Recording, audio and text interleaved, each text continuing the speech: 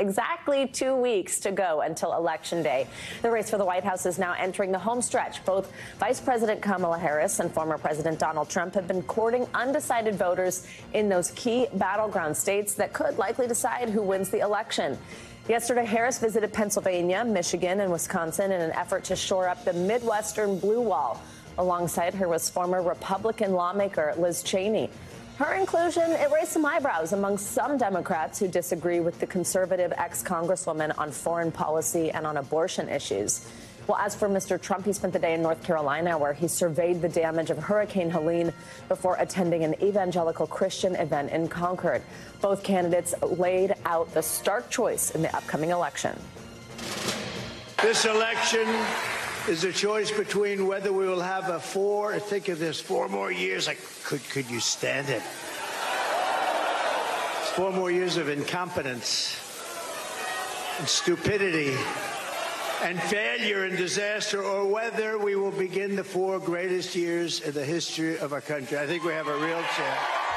Anyone who has openly said, as he has, that he would terminate the Constitution of the United States should never again stand behind the seal of the President of the United States. Never again. Here to talk about all this is NBC News senior White House correspondent Gabe Gutierrez and NBC News correspondent Von Hilliard. Good morning, both of you. Gabe, I will start with you and start on the vice president. So as we mentioned, Harris toured the 3 big Midwestern states yesterday. She was with Liz Cheney, as you saw there to her right in that video. Why is the Harris campaign convinced that Cheney could help win over undecided Republican voters in those crucial swing states? Well, hi there, Savannah. Good morning. Well, as you said, the Harris campaign really believes that there are enough disenchanted Republicans that can make the difference in this election, especially in those key swing states, that so-called blue wall that is so critical for Harris to pick up. Now, she has been focusing on certain issues. For example, as you said, reproductive rights, but also focusing on some of those issues, the Constitution, appealing to these disenchanted Republicans' sense of patriotism. And you heard Liz Cheney yesterday make an urgent plea to some of these Republicans that they can vote however they want in the ballot box, but they don't have to tell their friends about it. And that is what the Harris campaign is banking on, that there are so many Republicans exhausted in their view by Donald Trump that they may be able to switch, at least for this election, and put her over the top, Savannah. So, Gabe, on the flip side, is there a risk the inclusion of Cheney could alienate some Democratic supporters? Like I mentioned, there's some of these key issues like abortion rights, for example, where she disagrees than many of those traditional Democratic voters. How does the Harris campaign reconcile that? Well, Savannah, there's always that risk, of course, but the Harris campaign and previously the Biden campaign before it felt that the Democratic base will ultimately come home to the Democratic Party. Once they see the alternative that Donald Trump offers, they feel that even that progressive base will ultimately make the choice for Kamala Harris. Of course, it is quite a split screen, if you will, or quite a match. Liz Cheney, certainly a diehard Republican that many in the progressive left would never have imagined campaigning with Kamala Harris. But the Harris campaign has made the calculation that by using her at this point in the race, when undecided voters may be tuning in, they feel that by using her, bringing over those undecided Republicans, and they will eventually keep that Democratic base, which they're also reaching out to in these closing days of the campaign as well, as she does more media appearances and hits those swing states at a much more accelerated pace, Savannah. Absolutely. Vaughn, let's bring you in here and talk about the former president. We saw Trump close out his trip to North Carolina, specifically with this appeal to faith leaders at that evangelical Christian event. What was his message there to those leaders and to voters? Right, Savannah, I'm on the campaign trail with him right now, and that event last night outside of Charlotte was with the likes of former Secretary Ben Carson, but as well as Franklin Graham, Paula White. This for Donald Trump is a matter not so much about building a coalition, but making sure that the evangelical Christian vote comes out and actually pulls the lever and fills out a ballot for him, much to get what Gabe is talking about here. This is a matter of turnout here. in the final 2 weeks, and making sure, like in North Carolina, for example, early voting is already underway, and Donald Trump going and making the case that, of course, making misstatements that are not true, that Kamala Harris is anti-Christian, yet this is his way of galvanizing support. He also mentioned surviving the assassination attempt in Butler, suggesting that he has been persecuted along the way, and that last night, he said that it's been the hand of God that has led him through life here. Of course, this is an evolution for Donald Trump through the religious faith community. In 2015, 2016, courted the evangelical vote, vowed to overturn Roe v. Wade on the Supreme Court in his White House. He did just that, and now he's asking for those very evangelical voters to come back out for him again here in 2024 and give him the opportunity to have a second White House administration. Vaughn, we also saw Mr. Trump survey the damage left behind from Hurricane Helene. Is he still refusing specifically to back down from his false claims about FEMA's response? Remind us what those claims were and what we heard from him yesterday on that. Exactly. Donald Trump suggested in the initial aftermath of the storm that the Biden-Harris administration and FEMA, they were not as focused on, quote, Republican areas in their disaster relief efforts, which, of course, there is no specific evidence of. He also suggested that FEMA was diverting money to house undocumented immigrants in the country. This is a different pool of money that has historically been used for that purposes, not for storm relief. But then yesterday, Donald Trump was specifically asked whether he would urge folks to, essentially all but walk away from their criticisms of FEMA after there was one man in North Carolina who was arrested on suspicion for threats to a FEMA worker. He was a part of a militia. And this is where we saw many in North Carolina not believing and not trusting FEMA workers. And there was actually a 48-day halt of FEMA workers going door to door through the area. This is a storm that killed nearly 100 people. And Donald Trump, when he was asked about that yesterday, he said that he did not disavowing the threats made against FEMA workers. He said that he believes that FEMA should be criticized when it is appropriate and when they're not doing their job. And he said he would praise them when he felt that they were doing their job. His message yesterday in North Carolina, just outside of Asheville, when he was touring that storm damage there, was that come January 20th, with a Republican administration, the appropriate help will be on the way to these residents of North Carolina, Savannah. All right, Vaughn and Gabe, thank you both very much for kicking us off this hour. Well, let's stay with the election. Early voting is now underway in Arizona. Phoenix, that's in Maricopa County, and that is the nation's most populated swing district. There, the focus for many senior voters is balancing the impacts of climate change and the high cost of living. NBC News political and national correspondent Jacob Soboroff partnered with our affiliate there, KPNX, to learn more. This year, Phoenix set a record, 113 consecutive days of temperatures over 100 degrees. And so this is the new unit. Temperatures you can't ignore doing rooftop air conditioning installation. How much per install does something like this cost? The whole weatherization can cost anywhere from $15,000 to $25,000. $15,000 to $25,000. Correct. And these guys are all getting it for free. Exactly. These contractors are working for the Foundation for Senior Living, which provides free weatherization services to low-income seniors. We've got people who would never be able to pay for any of this. And in a county like Maricopa, there it goes, just turned on again. Yep. To not have it, what does that mean? Probably death. There were 645 heat-related deaths in Maricopa County in 2023 alone, a clear and present danger to Ruth Hernandez, the retired cashier who lives in this house. Why is what they're doing so important, so helpful for you? Well, I just retired, and I know I never would have been able to have this done if it wasn't for FSL. At the end of the month, forgive me for asking such a personal question, how much money you got left in your bank account? $30. 30, $30. Yes. After I pay my bill, this is going to help a lot. What do you want Vice President Harris and former President Trump to know about what life is like for people like you? There's a lot of people that are in need of help. You know, I thought maybe my Social Security would be a little bit more, but it's not. Does either Vice President Harris or former President Trump connect with you more when they talk about what Americans go through? Well, right now it's Harris. Maricopa County doesn't have a dominant political party, but its residents all experience the same heat and increasing costs of housing and living. This is a mobile home community, and right now it's 102 degrees. It's not even noon yet. And what we're told about this place is that a lot of the residents don't have great AC, if their AC works at all.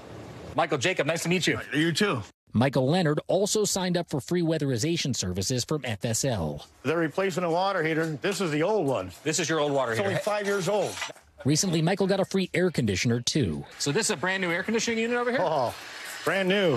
If you look at the typical ones for our neighbors, that's what the norm is. Michael invited us inside his house. What a difference you're going to feel. You're going to feel the AC, huh?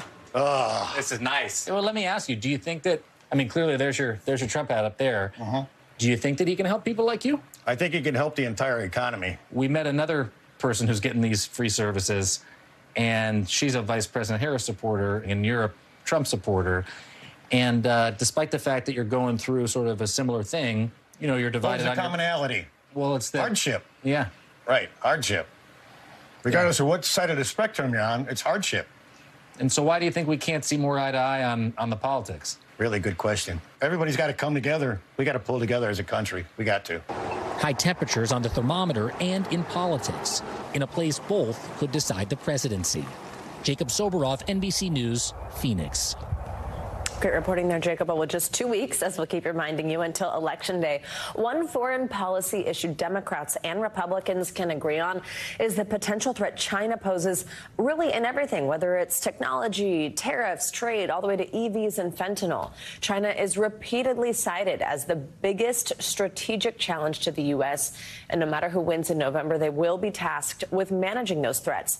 An NBC News analysis of recent speeches and rallies shows that Vice President Harris and former President Trump are both ramping up their focus on China in the final stretch of this campaign.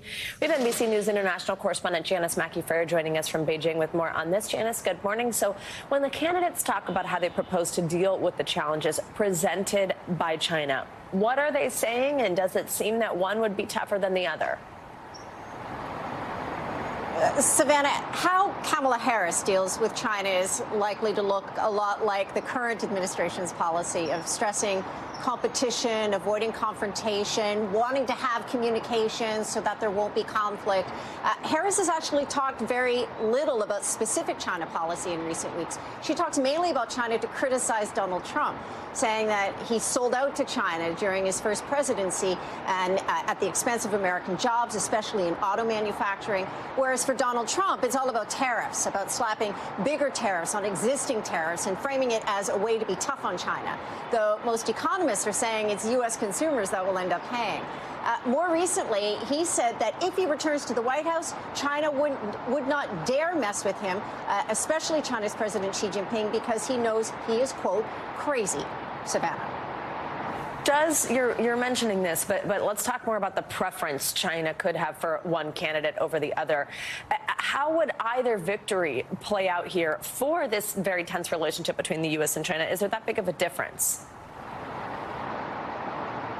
Well, for China, there's actually very little difference between the two candidates when it comes to policies that shape and affect U.S.-China relations. Beijing is never going to admit to having a favorite candidate because they don't want to be accused of interfering in the election. But the leadership here is seen as preferring the incumbent party to ensure what they call policy continuity. I spoke about that with Jia Qingguo. He's a professor at Peking University and a political advisor to China's government. Here's what he said about China's preference. Chinese government does not want to interfere or be accused of interfering in American domestic politics. If you look at the challenges and benefits and interests, then clearly, to me, Harris poses a less challenge and threat. Well, the leadership here, Trump is seen as volatile, and China wants stability. On the possibility of a second Trump presidency, Mr. Jia told me, quote, Americans cannot make the same mistake again. Savannah. Janice, a lot of times when we talk about China, misinformation, disinformation is part of the conversation, whether that be any type of influence they could have here at home, like, for example, on an app like TikTok, but also the type of information that is being fed to people who live in China. How is the U.S. race playing out on Chinese social media? Well, if you look at Chinese social media, you get a different view. It's Trump supporters that are mainly dominant because they seem to be less concerned with his policies than his political style. And they feel that because he's had this tendency toward alienating allies and tariffs, that this could all actually work in China's favor. There's actually a joke that his name translates loosely to Trump builds the nation being China, that a second Trump presidency would make China great again. And that's not to say that's the thinking of the political establishment here. They do prefer continuity, and that could come with the Harris administration, even if that continuity is not the direction that China would want to go. So it's not so much wanting the lesser of two evils than wanting the more predictable option.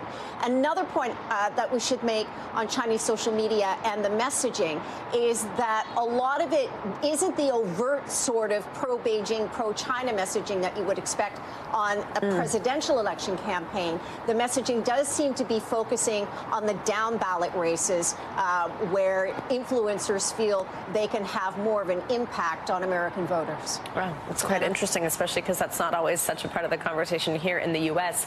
that it would be even abroad. Janice, thank you very much. And as a programming note, later today, Vice President Kamala Harris will sit down with NBC News anchor and senior Washington correspondent Hallie Jackson in an exclusive interview. Tune into Nightly News at 6:30 p.m. Eastern tonight for that conversation. We'll also, of course, share it across NBC News today and tomorrow. While as VP Harris continues her battleground blitz this week, she's touting a new proposal from the White House. It would provide more than 50 million women who have private insurance with access to over-the-counter birth control pills and other contraceptives at no cost.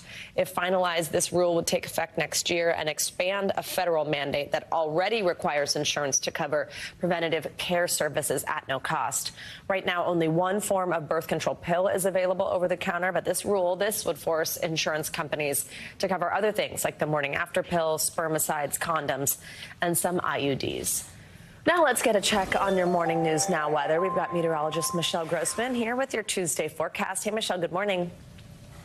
Good morning, Savannah. Great to see you. And we are looking at another summer-like morning today. Also tomorrow, really warm as well. We're looking at temperatures well above normal, 10, 20, even 30 degrees above average. The reason we have the jet stream lifted so far to the north, so we're looking at those above average highs. We're going to chase October records once again. And we're looking at temperatures into the 70s, the 80s, even into the 90s in some spots. So take a look at some of these numbers. Notice this warmth stretches all the way to parts of the Rockies. We're looking at 80 degrees today in New York City. That's about 17 degrees above what is typical for this time of year. Into the 80s in Richmond, also in Lexington, Memphis. We're looking at 88 degrees in Oklahoma City, so near 90 degrees there. That is today. Then as we go throughout tomorrow, we're going to see that warmth spreading once again. We have temperatures soaring into the 70s, 80s, and 90s. Dallas tomorrow, 90 degrees. That's 14 degrees above average. 84 in Tulsa. 80s also in Little Rock, Nashville, Jackson, Anderson, Roanoke. You get the idea. It's warm for many of us tomorrow. And then it's sort of a reality check as we go throughout Thursday and Friday, back to more normal October temperatures. Buffalo, you'll be into the mid-50s by Saturday. Same story in Portland. New York City into the low 60s by Friday. And Chicago, you're going to be chilly too as well as we head towards the weekend. So as we look coast to coast, that's the big weather story today. The warmth in place. Otherwise, we are relatively dry coast to coast with the exception of a cold front moving through the upper Midwest. Just some light showers there. Otherwise, nice and dry across the country, although we do need the rain. Satellite radar showing us where that rain is falling throughout portions of the northern plains, the upper Midwest, parts of the Midwest as well. Could see a few thunderstorms in the Midwest today, but that's going to be short-lived. Otherwise, it's that light rain moving through. It's due to a cold front, so showers from North Dakota, also Wisconsin. This makes its way across the east. Unfortunately, kind of loses a lot of the moisture with it, so we're not going to see a whole lot of showers tomorrow. We'll see some showers, some gusty storms in the northeast. Otherwise, we're going to be dry. We do need the rain. As we look at the rainfall forecast not a lot, Savannah, here. We're looking at less than a quarter inch for most of us. I'll show you next hour our drought forecast because we are dry across the country. But again, the big story today is that warmth in place. Back to you. All right, Michelle, thank you so much. Well, now let's head to the Middle East, where the U.S. is launching a new push for a diplomatic breakthrough in the war between Israel and Hamas. Secretary of State Antony Blinken arrived in Israel this morning as part of that effort. An Israeli official also told NBC News Israeli leaders are weighing a new Egyptian proposal for a short ceasefire. Let's bring in NBC News international correspondent Raf Sanchez. He is in Tel Aviv, and he joins us with the latest. Raf, good morning. So Secretary of State Antony Blinken arrived this morning. Like I said, it's his 11th trip to the region since the October 7th attacks, obviously without ever having reached this elusive ceasefire deal. What is on his agenda this time? Savannah, good morning. This is likely to be the last major American diplomatic push in the Middle East before the presidential election. That's likely to freeze everything in place for a while. As you said, Secretary Blinken has been here again and again and again in search of a ceasefire to end the war in Gaza, to bring those hostages home. He has never been able to get that deal over the line. I can tell you, U.S. officials do feel there may be a window of opportunity right now after Israel killed Yahya Sinwar, the hardline leader of Hamas, last week. But they are also acknowledging that with Sinwar dead, it is not clear who is in charge of Hamas. It's not clear if there is anybody on the other side of the table who can negotiate on Hamas's behalf at this point. So, ceasefire in Gaza. Secretary Blinken also very concerned about the humanitarian situation there. You'll remember the U.S. has given Israel 30 days to start getting more aid into Gaza, or it is warns that it could cut off American military assistance to the Israel Defense Forces. The other big agenda item is what's going on in Lebanon, where Israel has been stepping up attacks against Hezbollah. Around a quarter of the entire population of Lebanon now has been displaced by the fighting, and major concern in the U.S. and across the region that this could escalate into a full-scale war between Israel and Iran. Savannah. So, Ralph, let's talk a little bit about this Egyptian proposal. What are the details? Does it seem like it's being taken seriously? And what would Blinken's role be in getting that over the finish line? So there is a new head of intelligence over in Egypt, and he just started in his post last week, and he has arrived with this new proposal. And the basic logic of it is, look, we've been trying for a year to get to a comprehensive ceasefire, a big agreement to end all the fighting, free all of the hostages. It hasn't worked. And so the idea here is to try to start small, build momentum, build trust that could get you to a wider agreement. So what the Egyptians are suggesting is, what about a 2-week pause in the fighting in Gaza in exchange for just 6 hostages? Now, remember, there's 101 hostages. Around a third of them are dead, but this would be just 6, so a very small number of the overall hostages. But the hope is that this could snowball into a bigger agreement, and Israeli officials says Israel is studying it. At this point, they haven't approved it, and it's not clear if Hamas would go for it. Savannah. And, Raf, all this hope, all these conversations are happening as a new round of attacks were launched overnight in Lebanon and Gaza. Give us the latest on that. So we woke up here in Tel Aviv to rockets from Hezbollah, 7:45 in the morning, the sirens going off, and Israel striking repeatedly overnight inside of Lebanon. They say that they are targeting Hezbollah's sources of income. So they're targeting a financial institution, which they say effectively acts as Hezbollah's bank, but also really laying siege to the northern end of the Gaza Strip, the Jabalia refugee camp. Israel says that Hamas is regrouping there, but the United Nations is saying that this Israeli siege means food, medicine is not getting in, and that you have civilians being killed by Israeli fire as they try to get to safety. We asked the Israeli military about those claims of shelling. They say that there are safe routes out. Civilians on the ground are saying there's nowhere safe in northern Gaza right now. All right. Rob Sanchez, thank you very much. Thanks for watching. Stay updated about breaking news and top stories on the NBC News app, or follow us on social media.